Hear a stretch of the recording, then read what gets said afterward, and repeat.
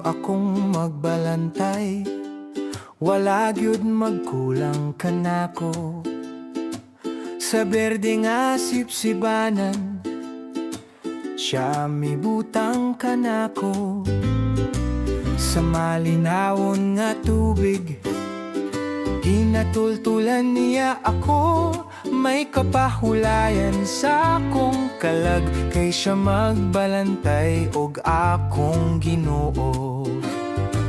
Gipahiuli niya akong kusog kung ako kapoyon. Sa dalan sa pagkamatarong, ginamando niya ako nga magpadayon. Tungod sa iyang gahom, dili tungod sa akong kaugalingon, kundi sa iyang pagkamatinudanon, ako nakapadayon. Ikaw akong magbalantay, ako dili mahadlok sa kangit-ngit. Sa walog sa imo ako nagatutok, imong baston ug sungkod, nalig-on ako sa tanang kahimtang. Ikaw ang magbalantay ko nga Ginoo. Bisan maglakaw sa walog sa kamatayon ug sa kangit-ngit, dili ko mahadlok kay ikaw naa sa akong dapit. Imong sungkod ug baston, naghatag ka na ako kalig-on. Imo akong disiplina aron dili magmapagarbuhon. Nag-andam ka og lamisa sa atubangan sa akong kaaway. Sa akong ulo ikaw nagbubuog lana, panalangin nga walay makapasalikway. Nag-awas ang akong kopa, dili masukod ang grasya. Sa kalisod makita gihapon ang kadagaya.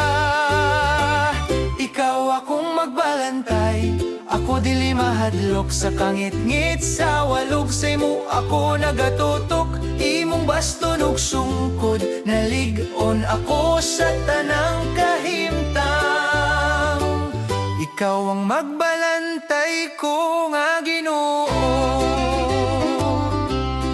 Ang magbalantay dili lang tagahatag og pagkaon, kundi maluluwas nga nagbantay sa tibuok panahon. Ang walog sa kamatayon dili katapusan sa kinabuhi, kay ang Ginoo maoy tinubdan sa to kinabuhi. Ang lamisa sa kaaway adunay panalangin bisan gilibutan, dili mapugngan ang grasya bisan kita ilang ginasuklan. Ang lana ug kopa simbolo sa abunda ug kadagaya, nga kining tanan sa Ginoo lang matagamtaman ug makita.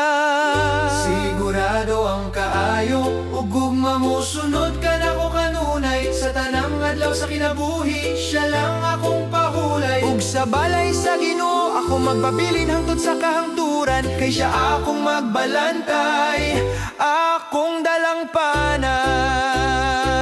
Ikaw akong magbalantay, ako dili mahadlok sa kangit-ngit. Sa walog sa imo ako nagatutok, imong baston ug sungkod, nalig-on ako sa tanang kahimtang.